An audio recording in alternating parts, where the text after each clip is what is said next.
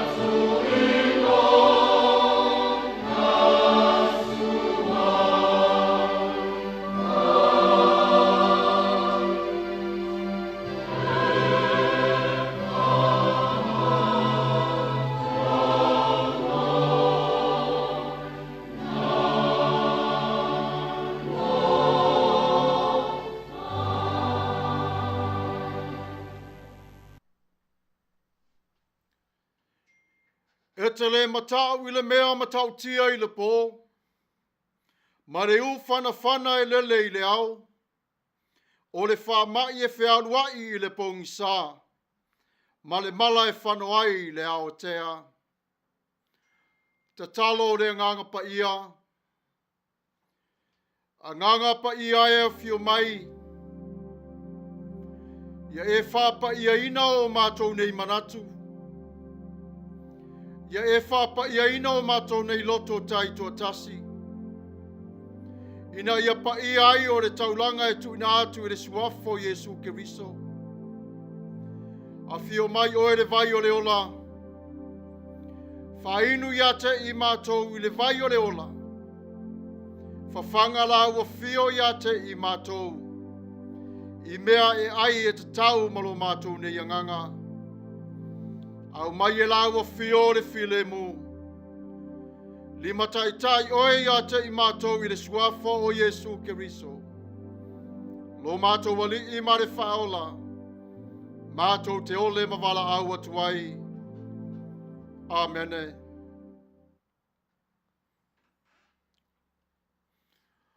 O le pese ua Sauniga o rā tātou vivi i atuai.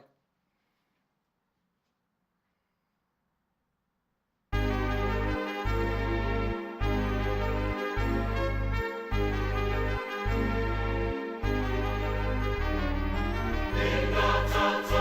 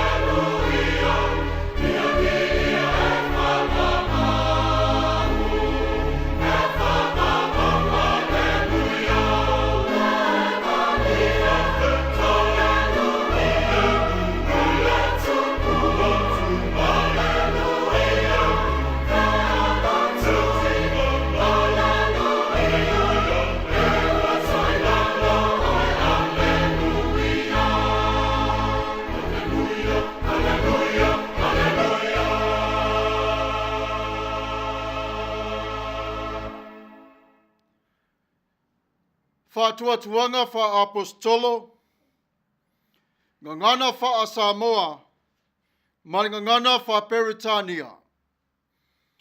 Ua o whaatuatua I le atua le tamā, o le ona le mālosi umalava, o le na whaia le langi ma le lalo langi. Wa o whaatuatua fo'i a Yesu Keriso o lo na alo e tō tasi o lo tātou Alii.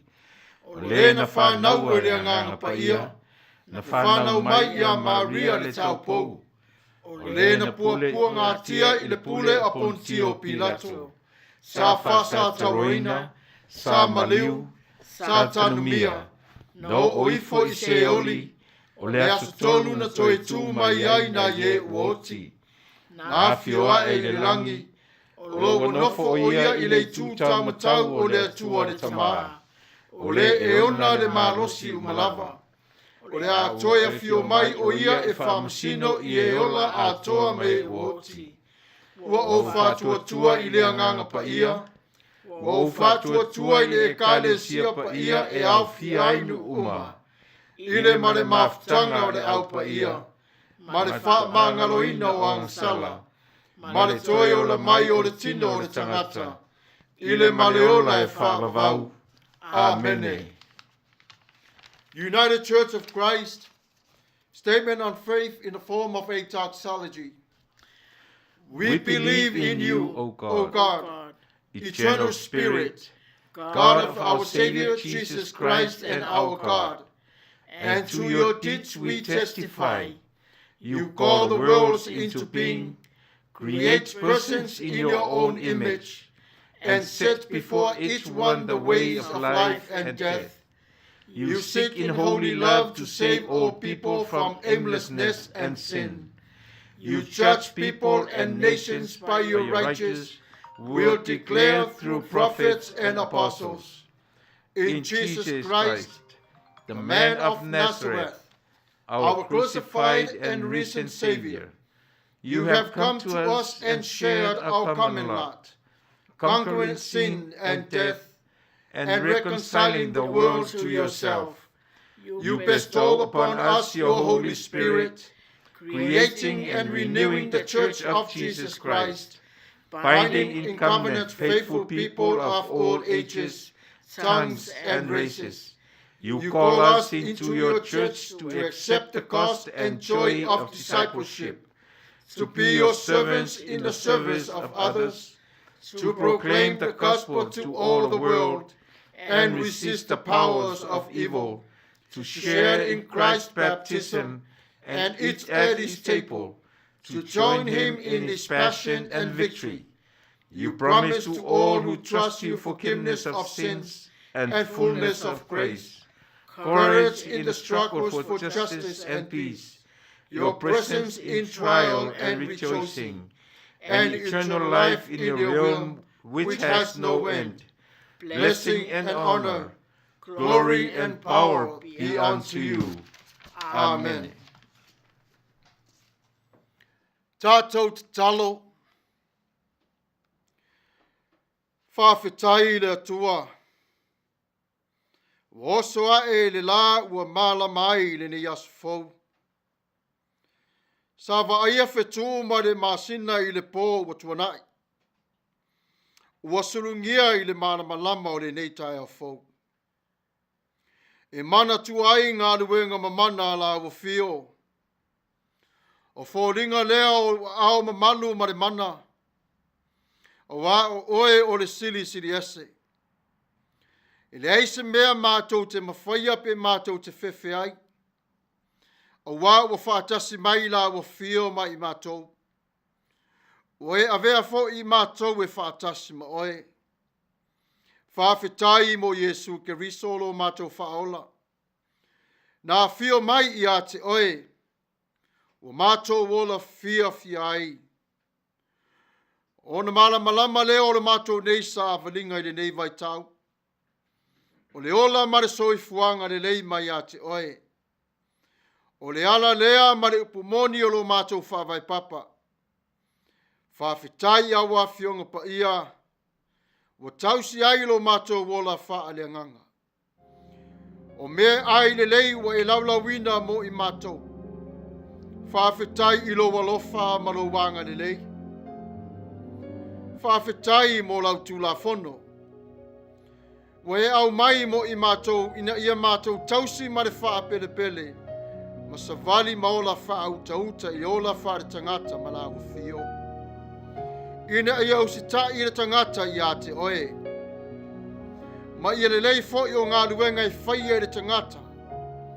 Ma wae lelei ma siri siri lelei o mea umalava wa e whaia. Mai leanga lelei o la ua fio. Le atua lo mātou tamā paia. E ui lava ina sāva lia I mātou le ala I ngā wā. E ui lava o ne e sila sila mai lo mātou tamā e tau teva teva la mātou nei sāva linga. Ai mātou te whawhitai I la ua fio le so tanga o le malama lama mai a te oe. Lau upu wa whai lea masuli o mātou nei vai. I la mātou nei sāva linga I le malama lama. Whawhitai I mea ua e fua I mai I a te I mātou. O ngā ruenga ua e whaia ina ia tausi ai I mātou. O wāre tau tuaina o lou finangalo. I lea I tū ma le I tū. Whawhitai I lo alofa wha maoni. E ui lava I lea lo mātou tamā paia. Ai le mawhai o na ngalo I mātou I a te oe. Whawhitai mo le anganga paia. Whautuaina lo mātou o nganga. Ai maise o mātou nei lota papole pe a manua foi. Whawhitai I lo walofa malau wha maisenga I a te I mātou. Le atua lo mātou tamā paia. E tele ala e o I le ang sala I le tangata. O le whate ia I le tala whaingata. Wha lave lave e whafose. Maliwa se pele I a inga. Ai tari tonu le whatua tua I a te oe. O lo e sila fio nei manua I o mātou nei loto. Le atua lo mātou tamā.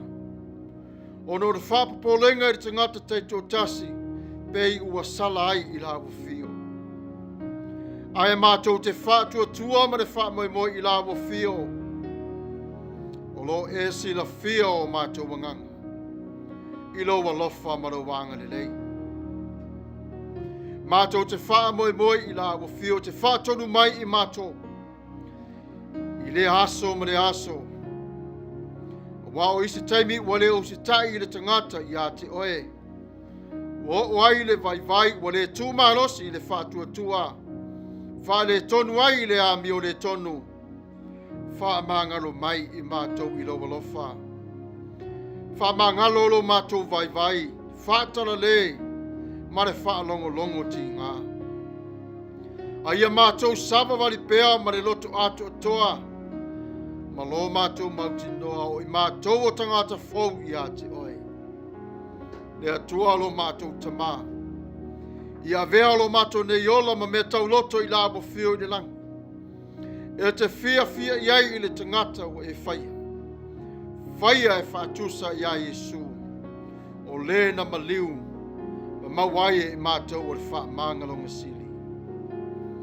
O mātou mana onga le tuae. O oe o lo mātou māpusanga sili. Wa e sila fia mai ma e whafafonga mai. Wa maliu le toa wa mai wai a penga o le tau. O le sa vea ma pares tende o lau e kale senei. Wa fai I langi o le whalaunga. Le tua lo mātou tamā paia. Lango na ia o le ti ngā o le oti. E a fia I pe lava I mātou. Pe a Manatu-Autu lo mātou tamā I le mafutanga e vala vala. Mātou te tāpāla ua fio I le nei lavaso. I le ainga whaavau vau tānu wasa. I le whare tua mana nofo alo. Le paia lasi lasi o le ainga. Uo mai masani. Iai le wha mai senga wha mawhana whana la ua fio. Pui pui I la tau, mai se le whare tua I afo ai. Wha maru maru o au mamana I a te ia. A o iai o ia I le taimi o le ti ngā. Le atua lo mātou tama Paia. Peina e ti ngai na umaliwa Yesu lungo o le satau. Sa e whātoa fo i le loto le tina ia Maria. Ia e whaia lea i ate i mātou. Mana tua si wafonga o le tae au fau le tangi maiala. Nu mamao lo mātou tama. Ona o le whainga malanga lau au ona. Ia e whātasi le kāre si au au. Wawa to e sea le tasi o tae tai mā moe sa whawhanga ma whaino. I lau whanau whaleanganga. Malanga ina lo finangalo i lei tō ma lei tō o le laro langtele. Mātou te wala au i lawa whio ma le whātua tua. Le atualo mātou tama i lo taime te tu ese i nai. O le wha noa noa. Ai ufitia i mātou i le file mū mai a te oe. Ia lo whala u whio. Awa re tu ua i mātou e au noa ma oe lo mātou wali ie. A whio mai i le nei wha ta singa lo mātou tama. Wha manuia si o mātou watu nu o Samoa. Tutu wila ma manua. Whainga mālo e ti ute tau ave lo mātou tama Paia. Ia wha vai i lo suafa mamana. Iai lawa whio wha toa while muina o le tai le lātou wholaunga. Le tualo mātou tama Paia. O nā o lo wanganga i mawhai o na malanga atu malau upu o le while mu. Whae ai nai lo lātou tau mawhai. Le tualo mātou tamai le wha i onga onga mauna whita. Le ai o so mātou nei mawhai i ai lo mātou tama ua nā o le wha atua i lawa whio. O wā o oe o le tau la sea sili ma le mawae. I mea e tutupu i le lalo langi nei. Whawhitai i lawa whio. Tā pena mai e lawa whio i ate i mātou lo whinangana.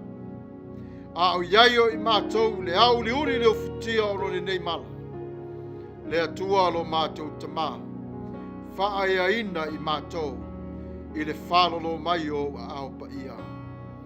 Mātou te wala au i lawa whio ni nei tūla. O ainga umalawa i wha mai senga lawa whio.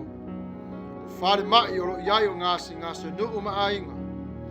Whaia onga mana au whai ngā ruenga malau e kāre si au au. Le lalo langi atoa ma Samoa. Ia iai o whamanianga. Nisi o talo sanga lo mātou te māware a whia le mātou te talo. Aoro e si la fie a wala mai ai o so mātou Manuia. Whaia o le whina ngalo lawa whio. O leo la mātou ne te talo. I le suafo Yesu Keriso. Lo walo li pele to tas. Na maliu mo i mātou. Amene.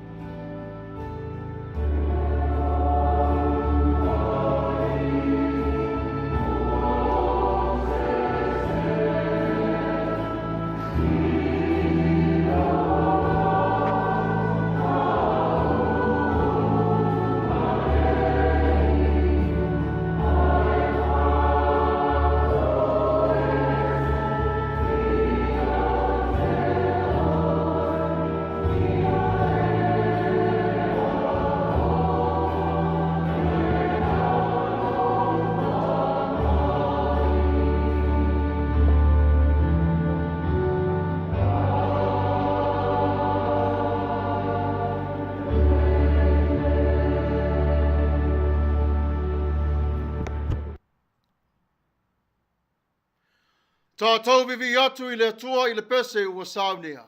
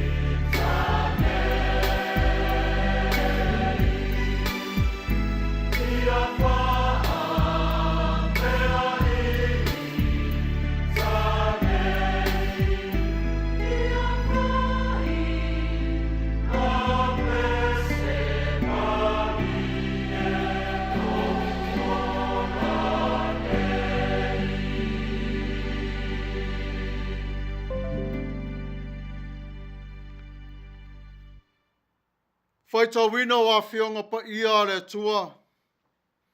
Ngangana fa Peritania. Mani ngangana fa Samoa. Our Bible reading for today will come to us from the New Revised Standard Version. From the Old Testament, the book of Psalm, chapter 119, verses 1 and 5 to 112. The book of Psalm 119, verses 105 to 112. We will be reading in a responsibly reading. Let us hear the word of God. Your word is a lamp to my feet and a light to my path. I have sworn an oath and confirmed it to observe your righteous ordinances. I am severely inflicted. Give me life, O Lord, according to your word. Accept my offerings of praise, O Lord, and teach me your ordinances. I hold my life in my hand continually, but I do not forget your law. The wicked have laid a snare for me, but I do not stray from your precepts. Your decrees are heritage forever. They are the joy of my heart. I incline my heart to perform our statutes forever to the end. Faitau a Fionga Paia le Atua i ngangana fa Samoa. Mai le whengai ngā tuai. Lau Tusi Salamo se lau se furumariva. Whaiupu se lau malilima e whangata mai le se lau se furumarilua. Mai le whengai ngā tuai. Lau Tusi Salamo se lau se furumariva. Tatou te Faitau whiawa wa iai le whaiupu se lau malilima. E whaangata mai le se lau se furumarilua. O laua Fionga. O le sulu lea i o vai. Ma le malama i lo wala. No Tatou, o te whamaoni foi, o te tausi i au whamasinonga tonu. Ua matua pua ngā ti au, lea li ie, ia e whaola mai i a te au e tusa malaua Fionga. Lea li ie, ia e talia mai lava o taulanga e whaia ma le loto na whaia tuai lo mutu. Ma oa Omai i a te au i au whamasinonga. O ilo lima lo ne yola e le au noa, a e le ngalo i a te au lau tu la fono. O ea mi o leanga ua la tu whaia le mai le moa au, a e le i se se au i au whi au. Ua whai mo tofi o au tu la fono e wha vavau, o wā o mea ia e wha fia i lo loto. O wai atu lo loto e whai au tu la fono e wha vavau lava. Wha Manuia mai o le Atua, i le Faitau ana Fionga Paia. I atu mau pe lava o lona vi inga e wha vavau lava. Amene. O le matua o le launga. Wa maua mai lea i le whai upe se lau malilima sa Faitau mai le lau Tusi Salamo e se lau Sumariva. O laua Fionga. O le sulu lea i o vai. Ma le malama i o wala. O le matua o le launga e whapea. Se Lamepa i o vai. Se Lamepa i o vai. E moni mamata ngō fiele a Fionga le Atua. O tusi nei e lima na tusi e mose po le tula fono. Kenese, e Soto, Levitico, Deuteronomy, Manumera. O le Salamo, e le aini Matau-Autu. Ai ua ua lau tusi Salamo. Ona o te talo vi inga ma pespisanga. I whai upu a tōra se lau se fuluiva e se lau fitus fumarono. A vai whai upu nei i le vanua whai upu i parukarafa te tas. O ona mauai lea o le lua se fulu ma le lua. O le lua se fulu ma le lua lea, o le au fai lea o Matafeo o le alfabeta e peru. O le lau Tusi Salamo, e sili ona umi i le Tusi Paia. O se solo lea e a matai se seti taitasi, o fai upe valu i se matai Tusi alfabeta, fa e peru. O nuna, o le alfabeta lea se fulu marifa, i le Faitau o Israel.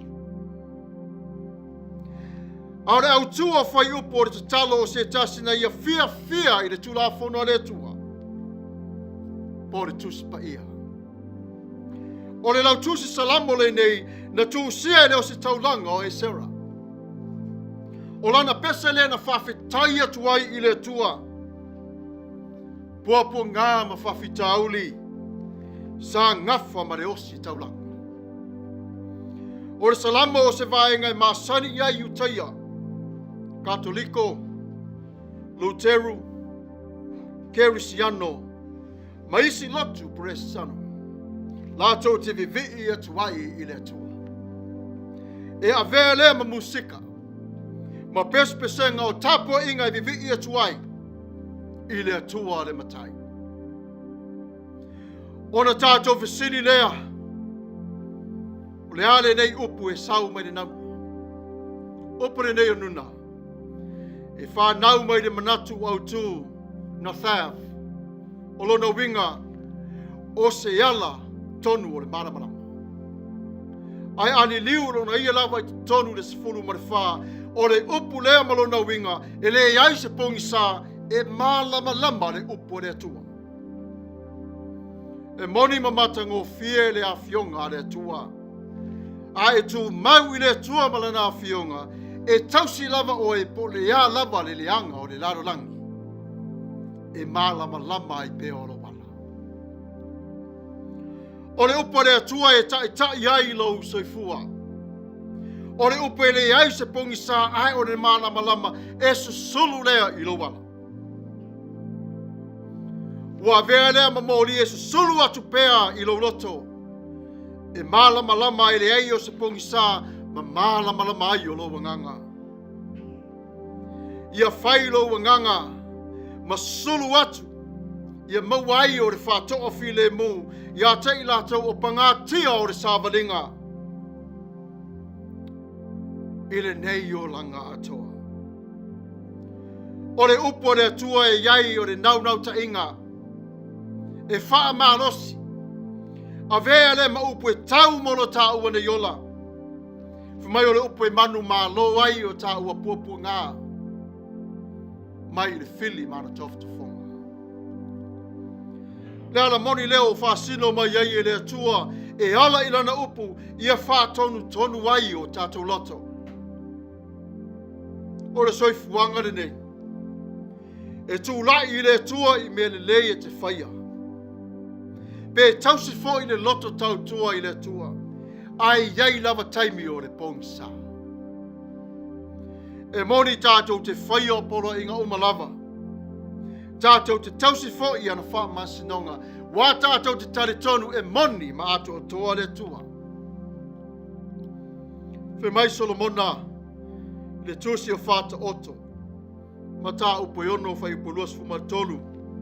A wā o la o taupolo inga o le Lamepa lea. Ma o la tātou whātunu manga fo i leo o le maramalama i le sāwalinga o le nei tausanga. Ai ei teimi e a whātia ai le tātou whai ngā malanga. O whea lava e te tala a au i ai o le upo le atua o le Lamepa lea e pui ai oe mai le pongsa. E whautua i nai oe i le ala. O iai o le puaponga. Ai o sila mai le atua le tangata ua ola i lana upu. Mo whai mai ai o mea sili ua vivi atuai i le atua ma le loto whawhitai. O le Lamepa o le mana ma le matautia o le upu le atua. E whaatautai ai o lau sāwalinga. Le ane sāwalinga. O lau soifua. E iei taimi e o mai iai o whitau inga o rea nganga maritino.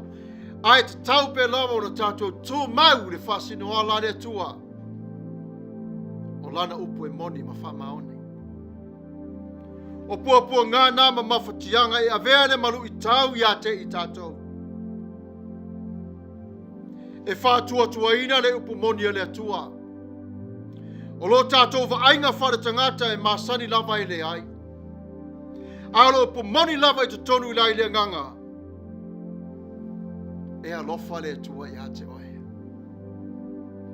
O le awhionga le atua o matala ai o mai leia le fili sa ta tau I le ala. Ina ia tau fia mai ai oe I lau whai ngā malanga. I le ola e whāwawa. Tau mawhai le fili ave ese mai le awhionga Paia le atua mai I lau loto. Fe mai e sera. O te vivi I pe lava I le atua wawa owiloa. O lana upu o le malama lamba lea I lo toto. O le toto le nā o le ola o lo sulu te tonu ia te I tātou. Le toto na sulu mai I Kalevaria ina ua maliwo Yesu. Mo le whaoratanga mo I tātou. Ia e nau e tau le leia le atua I lau tautua. Ia e whaia pe lava o le whaapare pale. Ma le Manua tu sai ma le anganga. Ia tātou a mio le lei ma anga waa I le tau le leia e sula ai le tua malona finangalo aisea o le upu e whautua. E whauina e manu ma lo mai ai o le tangata I le lalolangi I puaua. Fe mai le whetalainga Yesu le Tusi a Mataio. E mawai atu le langi ma le lalolangi a o au upu e le mawai atu lava. Pe ora pese ai le fai Salamo o le tula whano e wha mawau a wā o mea e fia ai lona loto. Fe mai le fai Salamo ua whai lea ma ona tofi. Ua tuu ina atu lona ola atoa e whai le tula whano le tua ma tausi na nāwhionga Paia. Ale upu moni e le tua. E mauti noa mai mawhai o na whātua tuaina. O le fasili au tū mo I tātou. Pe wa tātou no fusauni e talia le susulu mai o le Lamepa o le sāwalinga o le neola. Wana o Yesu lava le tali o le nafsi. Ai ata sava vali whātasi I le atua e a vatu I tā ua I le atua o le tamā I lona atali. Whamairi te talo Yesu lo tamā e. Ia e anga alofa ma manatua I lātou na e au Maia I a te a. Lona winga. A o mua le sātau o la oti Yesu. Le upu le nā lo whai matai ta inga mo I tātou le ne yaso. Whamai Eremia. Na maua wa fionga I ngutu. Sa o ai ma o ona ai. Ale upu le nā. Yeremia wa ye loa. Le matau tia ma le malosi o le whatua tua I le tua. Ua ia ai I le afionga Paia le tua. Fe mai o sea i ona manatu. A tonu wa wha manatu atu le nei mea I ate o tou. Ia e wha mangalo mai I ate I mātou I ala se umalava o mātou na whai. Ma ia e talia I mātou. O se taulanga o vi inga. E tu atu I le tua I lona alofa maronanga le lei. Ai wha manatu lava I Paulo I ate I tātou. A wā o te le mā I le tala le lei a keriso. A wā o le mana lava lea o le tua. E ola ai lo tātou whātua tua. E mua ri utaia. A toa male eleni. Se whawhaunga o le tai au fo. Mā lo whai o le whaiva mā lo whalau. O lau sa walinga de nei tau sanga. Wa wha uina oe e le atua I le wha unga sili mo oe. Ina ia e savali ai I le wha o le tanga, ma e ngā lua e mai ai I le wha o le tanga mo le tas. Whe mai o oe o le Lamepa ua tuku e le atua I lunga le maunga. e susulu atu le larolangi, mai loa mai ai e le larolangi, o le awhawhine ma le atalii o le Atua'i. Tatou te masani lava i le upo, le whaatuatua, ma le taritonu, o nei mea umalava, e mawai atu, ai tu mau na le upo le Atua, i lo tatou ni ola. One of the writer I was reading through his gospel, he reminds us today that the gospel of Jesus Christ remains forever.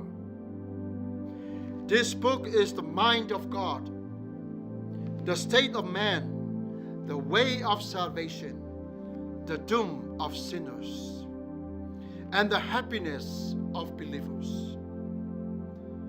His doctrines are holy. Its precepts are binding.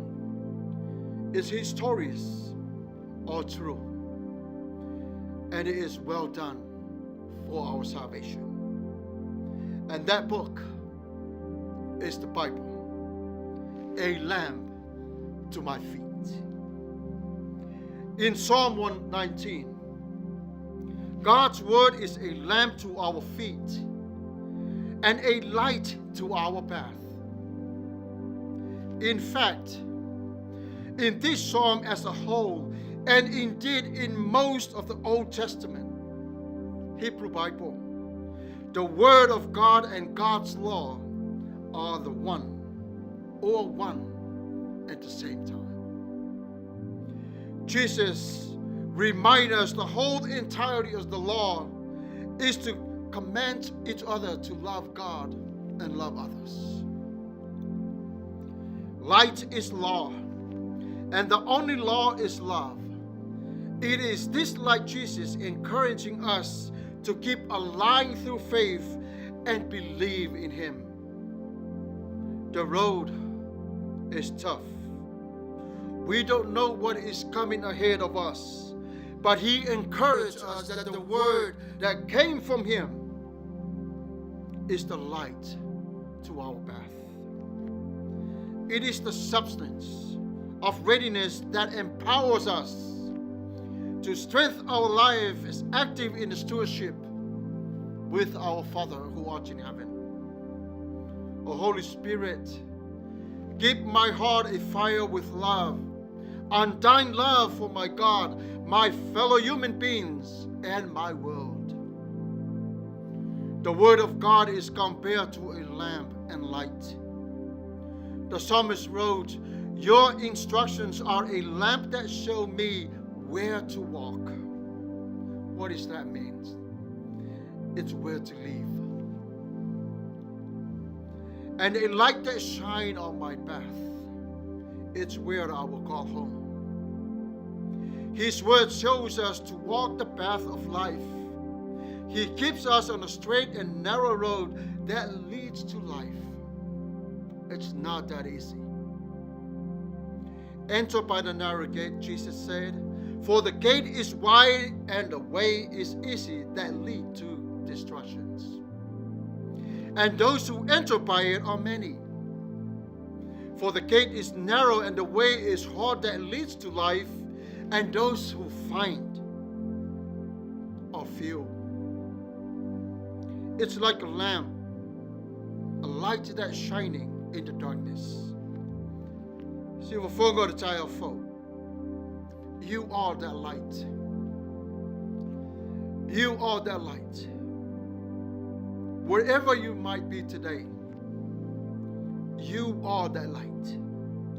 God called you to wherever you are. You call home today to continue on to lead up that light for Christ. And we have the word of the prophets that more contains in our lives today. He loves you. He loves us. Back in the old days in the Old Testament, God spoke through prophets to the ancestors.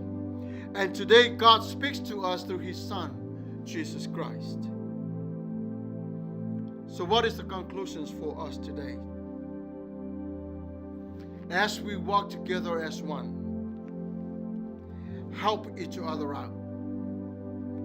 Some may have less oil than you are. Pray to the Holy Spirit to continue to fill their lamp with oil, so they may receive the light and see the way that they're going to now. An invitation for all of us. Paul says in Philippians, I can do all things in Christ who strengthened me. All things according to the goodness of God. Are you willing to go in and do all the good things according to your life of salvation? If you are, you can ask God for forgiveness, and He will forgive you. To all the Christians of the whole wide world, the times that we think our light is still lit, perhaps sometimes not. So what should we do then? Take a moment and pause. Reinnovate and talk to God to help you to overcome every single mountains in your way, so you may see His goodness and righteousness. May God bless you all. May God keep you. May God's face shine upon you, and may His word continue to lead in your life.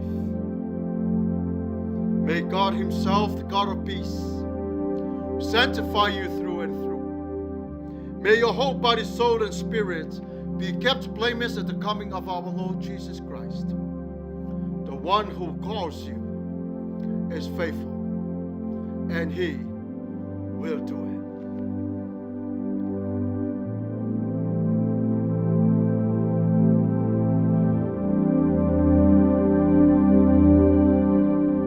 Tonu wale o toi pose lilo.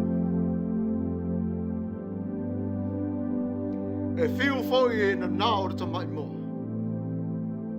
Ai io lava.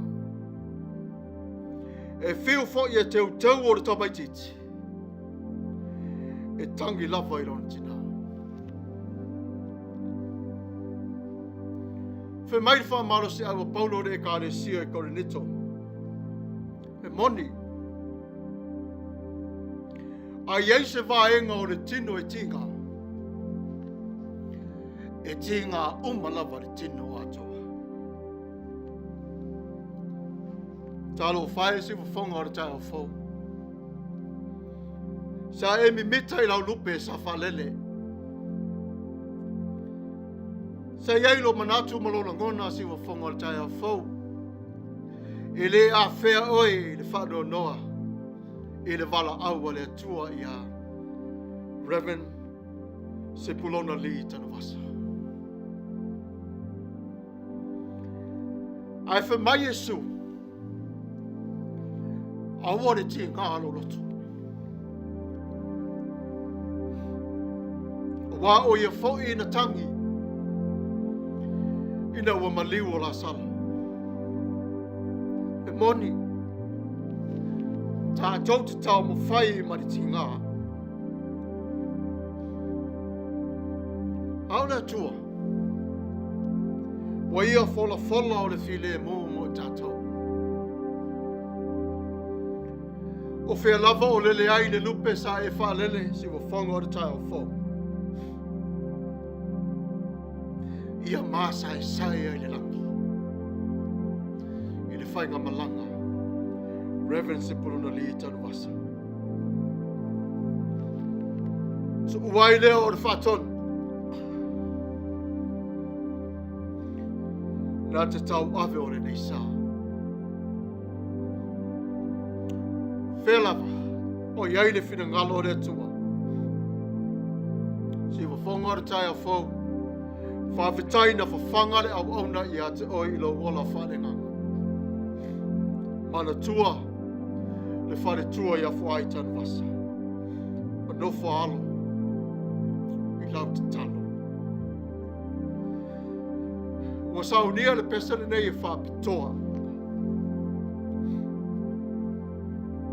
E tāina whapitoa. O le au le wharepenga. Sepulona Alii Tanawasa. Ma tātou toi mafo whawai le mafutanga. Pei ose li pine ua o oti. Mai le ma whaira toi so tia. Banga nā ua tātou toi whelua i langa. Usi mai alau whaafonga. I le pese ua whilwhilia. More ne yaso.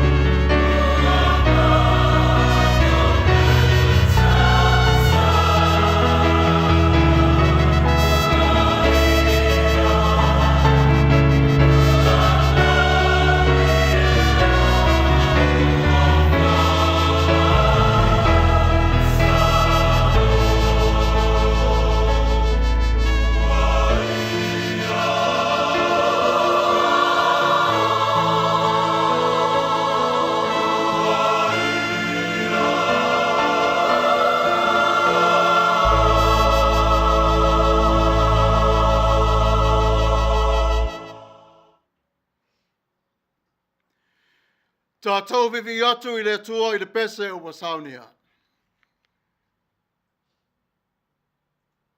Management system, however, you can shape it to the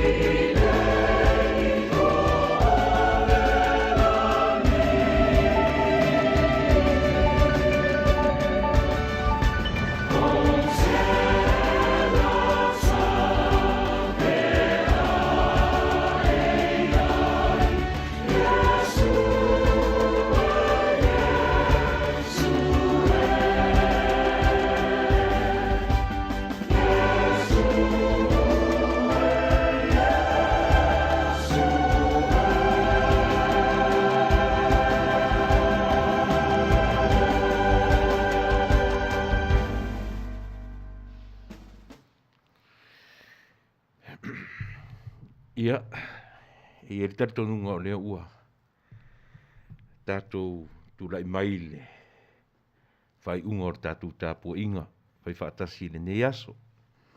Mo lava na mori atu le ngang whaftai, i lau sunga le li fai Faitau, Pastor Samuelu. Ia, e tusa o le taulanga si tia, o le nei aso.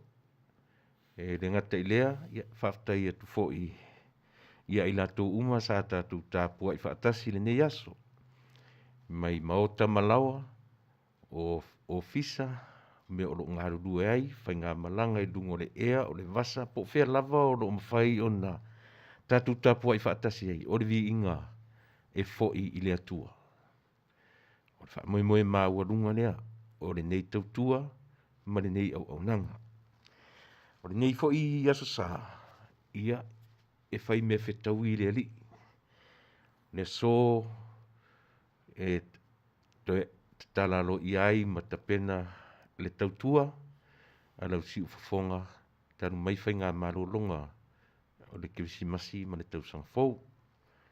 Le so la e a matatuai Matafeo i am whaasoro i nei vai aso Atua i ona tiu te masani e pe ona iai. Whaftai lau sunga i le whawhiangai ngā e tusa o le whiau, le tāpenanga i le whaingofie, le whiau wha le atua malona tapena ina.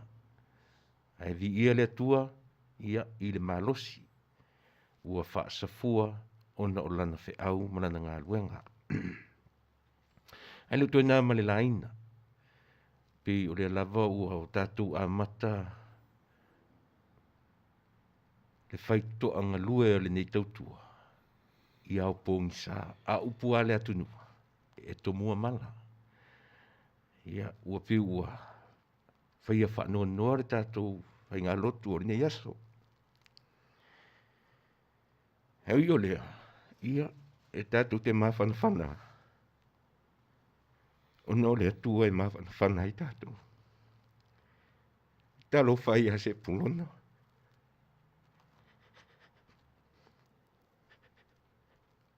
O le uo. O le au auna. E pule le atua i le olo. Wha mai se atu le atua. Le tina whatua fo ai. No fo halo. Le ka le sia talo whai. O na toi aso. Ilo la wala awina i le ka le sia. O na pensione lo le malo lo. Peitai. O pensione atu ia aonga le lei o tatou atua. Le nganga whaftai lea. Ile na tia la unga alwenga se pulona. Tonu. O nei potu whaasalau. Te umwhai ngau pepa. E mawhai ai o na ngalue ina. Le leitio ma le lotu. Le ngā te tonu o le kāresia le UCC au pepa le malo. O te whaftai atu. Ta te tala noa. E leo oe o se whaite au. He always come down to my level. Ta te tala noa. O lau soani le leiti o. O le lotu. Aluia o ele uso. O manuia ia. Le ngata i to tonu le nei tau tua ma le nei au na. A o kale si sa mo umalafa. La e la tau te iloa le ngā luenga. A lofa a se pulona. Tanu wasa. Na whaia mo e kale si sa mo umai Amerikanei. E ngata o awala e mauai tupe. Wha le ai malu malu mai kale sia. I tu tonu le usisi. Se pulona talo fai. E ngalo atu o fōlinga, ma ngalo atu lo tino. Ai le ngalo au ngaluenga le lei. Ua whaia. Ia, wha maise le atua. I wō ma paanga, se pulona tanu wasa, e maise o na ainga, le whale tua ma le no whaalo. Ia male ka le sia watu ua. E lana whaafenga inga. Manuia tele sa moa ile nei vaenga o le Tatou Tapua'i. Manuia tele le vai aso o le toe amataina o fe au mga luenga whangasolo o le tiu fonga o le tai afo i aso taitasi o le vai aso. Manuia fo i lausunga i le di fai fe au. Whaatai atu e tusa o le fe au ua tō matauina ai tātou uma i le nei aso. So i fua ma ia manuia Samoa. Tātou whahi u le talo. Whaftai e su le whaavano ino lo suafa. Le nei wa mātou o na whaonga ina e tapuni ai o lo mātou nei Tapua'i. O whaita to a maru manu o lawa fiolo mātou tamai e alofa tatala peina lava ia te i mātou. Alofa ngia i mātou. I le Lamepa Maia te oelo mātou tamapa ia. Ona o Yesu Keriso. Lo mātou wali i mare whaola. Amene.